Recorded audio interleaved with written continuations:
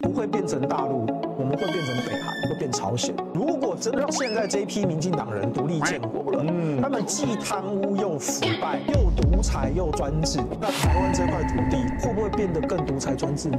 劉四方根本就沒在關心社群。小紅書現在是唯一的兩岸直通的社群平台。對岸在讓他的平台出海，我們在斷絕他們的想法，唯一讓台灣安全。難道要像北海一樣搞光明網嗎？我們搞個青鳥網，上線不是 Chrome 是 Bloober。Ladies and gentlemen, welcome the host.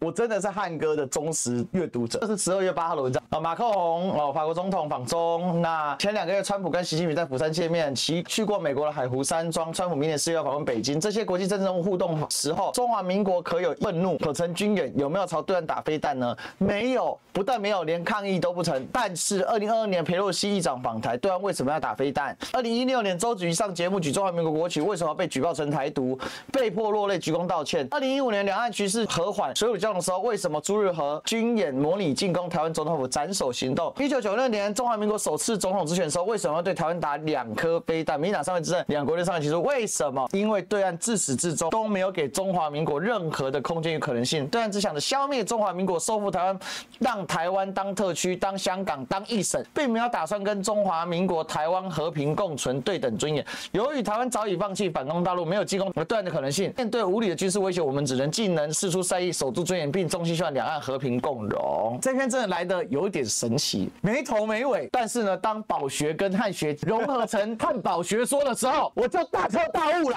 原來一切都是為漢寶學說來鋪陳啊！漢寶學誕生了。他的前幾句提了這個馬克宏訪中，川普跟習近平見面等等的，然後突然就連接到說中華民國有沒有跟向對岸打飛彈？這些美國總統、法國總統跟中國的互動，那是他們的事情。那跟中華民國有沒有向對岸射飛彈，這有什麼關係？所以我光從他這一段就看出一個很強的割裂感，以及滿滿的惡意，因為他就是想把話題往飛彈這件事上帶，所以他故意裝什麼4個為什麼，這4個為什麼是硬湊的啦。大家你看他結為什麼？是要怎麼從馬克宏連接到對岸打飛彈？對啊，所以我就說從第一段開始就很強的割裂感嘛。以前他的漢學文是，就是那個割裂感是至少還要經過我們的漢學專欄解說，中間這一段原來是有點怪怪的感覺，然後我再幫你把那個怪怪的感覺點出來，他這個地方在偷塞或是偷撕裂什麼？以前的割裂感是藏起來的，可是現在這一篇的割裂感是在他沒有藏在中間是開頭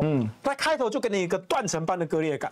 我看到4個為什麼，我想說那這個就是黃偉漢的老套路了，熟悉的漢學又回來了。可是我看到這個小段的時候，後來就覺得沒有，這以前的漢學不是這樣子，他不會在開頭就給你一個斷層般的割裂感。馬克宏訪中跟打飛彈有什麼關係？真的啊，對不對？就是硬砍拖啦，真的，這個牽扯得太硬了啦。然後我就說了4個為什麼，就 n 個什麼什麼，這個當然是黄偉漢寫文章的。今天這一篇的4個為什麼也是很硬湊那因為打飛彈這件事就很割裂了嘛，那4個為什麼也只是為了要中斷鋪陳的硬湊。你看他舉哪4個？裴洛西訪台，對岸打飛彈的為什麼？周子瑜道歉的為什麼？然後朱日和軍演的為什麼？還扯到1996年，然後今年還不夠，還扯到1996年，然後打飛彈為什麼？那這4個跟現在目前這個情況其實沒有什麼太大的關係啊，本身這個打飛彈就是硬塞的，那這4個為什麼也都是硬塞的，所以後面他當然他想要鋪陳的就是因為中共沒有給中華民國存在的空間，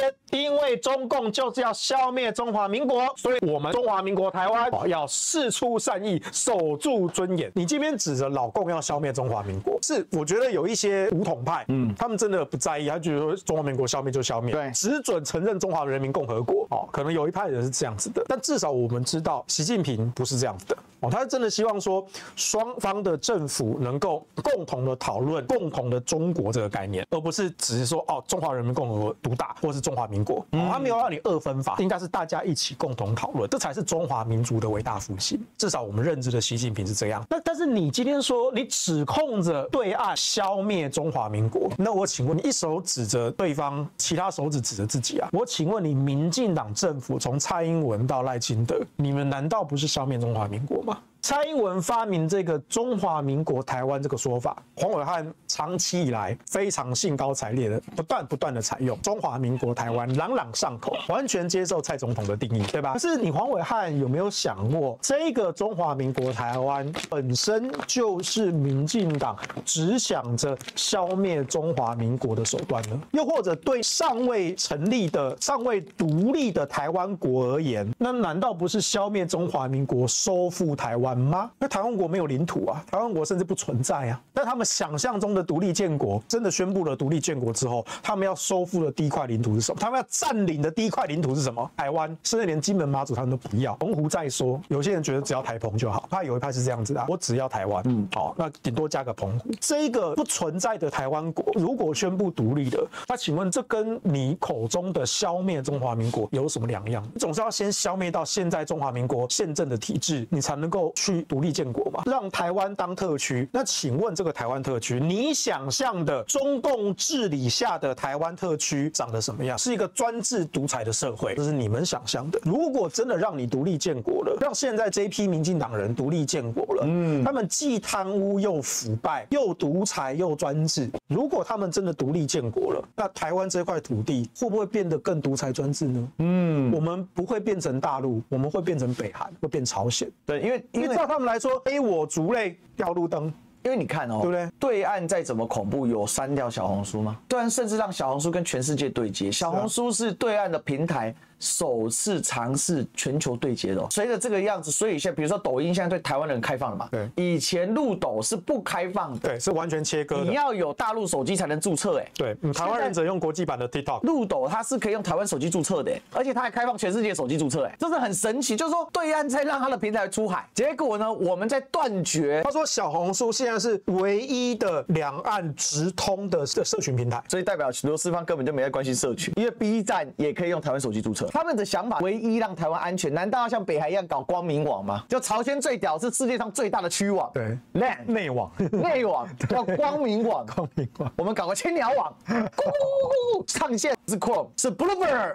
來，這是第一篇漢學啊，第二篇對內競爭，對外團結。真的很羨慕，在經歷整整1個月旅客不來、水產不買、軍事威脅等外交壓力之後，日本對於高市內閣台灣有事的談話依舊維持55%，而是他認為談話沒有問題，27%認為有問題。為這麼說，倒不是因為我主觀認定日本國民就非得接受台灣有事論不可，而是同一份民調中，針對日中關係緊張是否能感到不安，51%感到不安，46%不會。也就是說，有些民眾即使感到不安，仍支持高市首相的談話。這就是我一直期待追求的對內競爭、對外團結。國民可以對個人政治人物有喜好，但國家利益永遠在個人跟政黨之前。不喜歡這個政治人物，下次可以換掉他就好，但不管何時，國家利益都必須優先。期待台灣有一天也可以這樣。這篇稍微有點漢學的原樣，有這篇跟之前漢學比較，只是比較短。這個架構我們試着倒着看回去，就是他就強調嘛，國家利益優先，然後他又要開始他的奇怪等號了。這邊的等號是國家利益必須優先，等於我們不能夠批評我們的領導人。你只要批評我們領導人，你就是不團結。你看哦，他在前面鋪陳就是說，因為之前日本首相高市早苗說了這個台灣有事，日本有事，那確實挑動了這個中日關係的緊張。然後他就說，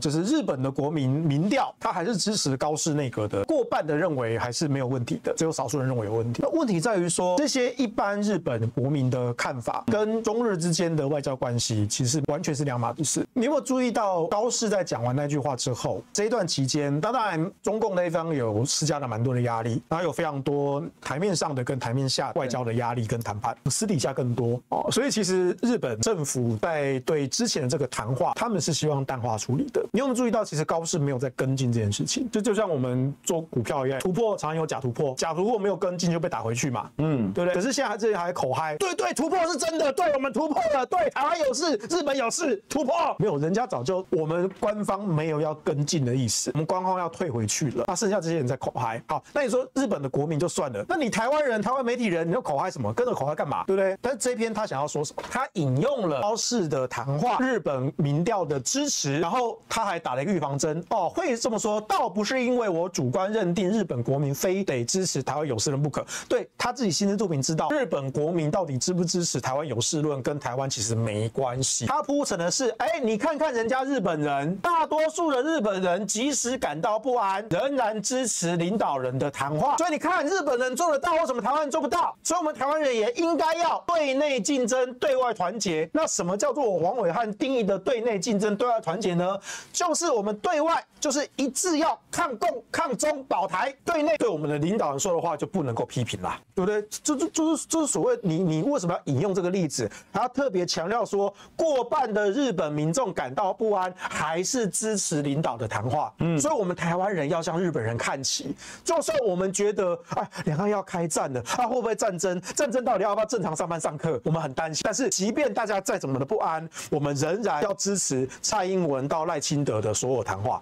不可以批評總統的哦。所以呢，來最後再談出他的萬用句：國民可以對政治人物有喜好，國家利益永遠在個人政黨之前。不喜歡就換掉他但是呢，國家利益優先期待台灣有一天也可以這樣子。不喜歡這個人物，下次換掉他，下次換掉他，從一次選舉到下次選舉有4年的時間，有4年的時間。那4年的時間，難道我們不能夠批評他嗎？我們批評他，不就是為了要推進下次換掉他嗎？不就是民主監督跟責任政治嗎？那他4年之間他選上了，所以他通常講的都是對的，都不可以批評的。賴清德就是票多贏啊，是黃暐瀚自己講啦。就同樣的我們這邊這些理由，不管日本人怎麼說，不管日本首相怎麼說，不管日本國民怎麼說，都跟我們台灣人能不能批評賴清德有什麼關係？那只是就護航你黃暐瀚這個黃黨言論嘛，就這樣啊。自己來期待追求的對內競爭、對外團結，也就是說，他對於日本這個所謂的民主的狀態，我說的西式民主的狀態，他是很滿意的。可是其實只要对日本的西式民主有過稍微粗淺的研究，你就会發現說，日本人從明治維新玩封建玩到現在，日本的舊公族、華族這一些人都是從日本的武士階層，或者是大名本來的貴族階層，或者甚至是他們的皇家。他們一個狀況是，日本的皇家當時在明治天皇血脈以外的皇族一律變成平民。當時麥克阿瑟不想要養這麼多的日本的皇族，因為美國本身是一個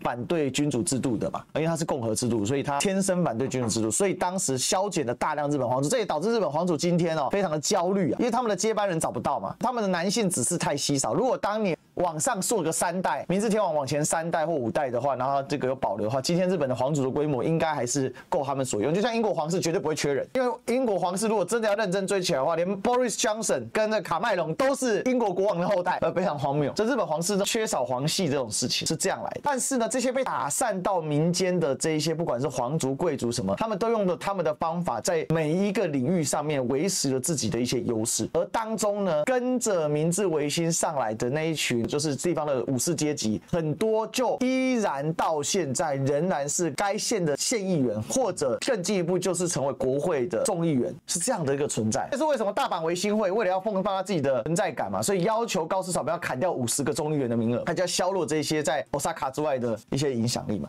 对日本的民主，先要稍微了解說，這個國家的民主是窒息的，這個國家的民主是最不民主的民主，它是透過套一個現代化民主的皮來維護它的貴族階層當代利益的合法化跟持續性的落地。所以在日本謂為叫做匠人精神、達人精神、世代傳承。那什麼是匠人精神？世代傳承，好不好？黃世修是無業游民，所以他老爸一定是無業游民，他阿公一定是無業游民，他阿祖是無業游民，然後黃世修以此為榮。林北職業叫無業游民，呱吉的職業叫拍賣師，拍。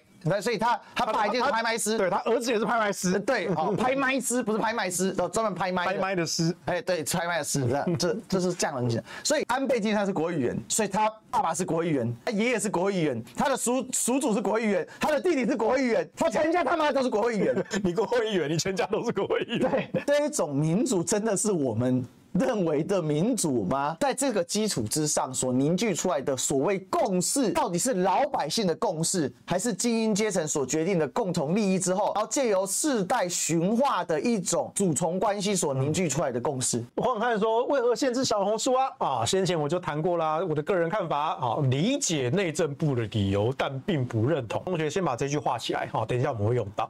理解是因為說，小紅書在台灣沒有法律代表啊，去函又不回復。遇事沒有對口啊。如果真的詐騙，警方抓不到人，為什麼我說不認同呢？啊，因為我認為只要告訴國人使用小紅書的風險就可以啦。那如果封禁跟限制，那跟對岸的這個政治干預、言論限制有什麼區別呢？所以我說我不認同。重點來嘍，來這裡後半段來嘍。今天暐瀚撞新聞邀請到內政部的次長馬世元來說明為什麼要對小紅書進行限制呢？有3個理由。第一個，小紅書是兩岸唯一直通的社會平台 ，Meta 沒有 ，Line 沒有，台灣不能用陸版抖音。好，這是第一個。第二個，手機下載小紅書 App 恐被竊取個資，上傳私人照片跟檔案跟密碼。第三個，小紅書過去1年增加了100萬個台灣用戶，哇，隨着 Meta 打詐配合政府下架日增，詐騙就轉到小紅書上啦，機會很高，要提前防範。結論是，只要小紅書願意來台設立法律代表，而且改善上述治安漏洞，我們就不用限制小紅書啦。大家請看，他說理解內政部的理由，但並不認同。那我請問你今天暐瀚邀請了內政部次長馬世元來說明，然後他也歸納出了這3個理由。請問這3個理由跟之前內政部的理由有什麼差別？沒有差別啊，他是內政部次長啊。內政部次長來上黃暐瀚的節目，就是來做政令宣導的。他講的理由跟之前內政部的理由當然是一模一樣的。那我就問黄暐瀚，你說你之前看了內政部的公告用寫的，你說你理解了，但你不認同。那今天次長親自面對面跟你說，你認同嗎？你理解嗎？你認同嗎？他不講。內政部之前用公告的寫的理由，跟今天次長用說的理由是一樣的理由啊。你怎麼會因為今天馬世元跟你面對面講了，你就特別興高采烈啊，幫他列了3點，結論就這樣子啊，自然就不用限制了。你講的好像你跟馬世元站在同一個陣線立場，你突然就認同馬世元了。明明馬世元講的理由跟內政部理由根本就是一模，他就是代表內政部，他是次長，他代表內政部，所以暐瀚的前半邏輯跟後半邏輯是相矛盾的。对，因為事實是一樣的，但他的解讀是改變了，這就是暐瀚的主觀矛盾。第二個，那我們來檢視次長就說的這幾個理由。來，第一個，他說小紅書是两岸唯一直通的社群平台，他的意思就是說，大陸人可以直接上小紅書，台灣人也可以直接上小紅書，兩邊上了小紅書，同一個小紅書，它沒有分大陸伺服器跟國際伺服器，它沒有分，就是同一個。那就算這是真的，對，這是事實，就算這是真的，但这不是唯一啊，這有什麼問題？沒有，不論是不是唯一，直通這件事有什麼問題？就是讓大陸人跟台灣人同上一個社群平台，請問這有什麼問題？比如說現在我們 YouTube， 現在聊天室就一堆大陸的網友啊，大陸網友可以上這個國際版的 YouTube， 台灣人也可以上這個國際版 YouTube， 台灣人跟大陸人在同一個社群平台上可以各式各樣友好的交流，請問這有什麼問題？是我在這個到處看啊，看到大陸人，我被統戰了，是這樣子嗎？所以你不能夠跟大陸的任何人在網絡上相見，是不是？在這個同個論壇上，只要有你留言，我留言，我立刻就會被你統戰，是這樣子嗎？我看不懂哎，小紅書是直通的社群平台，到底有什麼問題？這個是洗地啊，這一篇真的太洗地了，洗地到我覺得有點過頭了啦。來，第一個呢，這3條裡面對應的都不是這個，唯一直通社群，光這一點就第一個就錯了。一個政府官員所說出來的話，就開頭就錯。陸斗現在是可以直通台灣的，因為它可以用多國手機驗證。那為什麼你還會講這種話？而且這麼大的平台，陸斗快10億的用戶，非常恐怖。小紅書的 App 恐被竊取，那所有的平台都有這個啊，更別說你內政部被竊取2300條個資啊。現在過了2-3年，回答了沒有？現在我們的戶政資料2000多萬筆戶政資料都還在暗網上飄啊，18年就被竊了，到現在沒有解決啊。對啊，這東西你先解決你內政部系統問題吧，你這要說服人什麼？如果照你這樣的話，幾乎台灣有一大堆網站，只要不設在台灣的，通通要關掉。第3個，小紅書過去1年增加100萬用戶，講白這是這整件事的關鍵，因為小紅書發展的太迅猛，一定是動到了有些人的蛋糕嘛，對不對？我跟大家講，這件事背後有幾個邏輯。第一個，小紅書300萬用戶，在大型平台中它相對比較少，但它增長驚人，而且增加的都是優質用戶，對，年輕人、女性，這些都是民進黨抓不到的票，然後大量增加它的內容。小紅書內容是管理是嚴格的，因為小紅書就是我都被禁過啊。那隨着 Meta 呢打詐配合政府下達日增啊，增加了打詐下架日增，但問題是 Meta 完全沒到。你知道最可惡的是 Meta 系佔據前5名嘛？第1名是臉書本身，臉書、Threads、IG，然後你知道第4名、第5名是什麼嗎？第4名一個是 Meta Messenger， 另外是 Meta 廣告聯播網，那還另外算了，好吧？這太荒謬了！你的廣告聯播網是詐騙大宗 ，Meta 系5個全省，然後連下廣告、詐騙廣告你都敢收錢？哦，對啊，那你設在台灣有什麼意義呢？對啊，不如設在牆上，你設在台灣裡面有什麼意義呢？人家小紅書沒有設，至少還比較負責任，該詐騙都把它幹掉了，不是嗎？對啊，那我可不可以懷疑臉書這種事情就是只是應付了事的渣男？渣男心態啊！小紅書第一要被忽略，2年1700件，相當於1天2.3件，然後它的月活用戶是300萬。隨便算個數學也知道，多少人才會用到，真的是很糟糕哦。極高必須如果照你這樣講話，這叫預防性積壓。是啊，這種事情你敢講，我還不敢聽，竟然還是漢哥來背書。如果是我當場就說你這預防性積壓，你馬次長，你敢？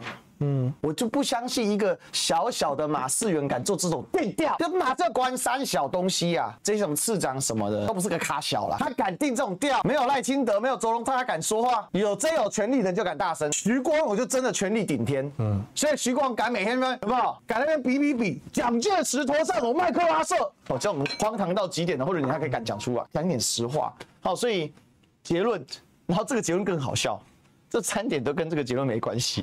所以只要願意來台灣設法律代表人，那你一開始結論，你幹嘛還結論呢？這個結論是褲子放屁的意思。然後改善上述治安漏洞，所以你剛才講到重點了。內政部列的那一大堆，國安局列的那一大堆，到底是什麼？請講出來好嗎？你最後罪名就是莫須有啊。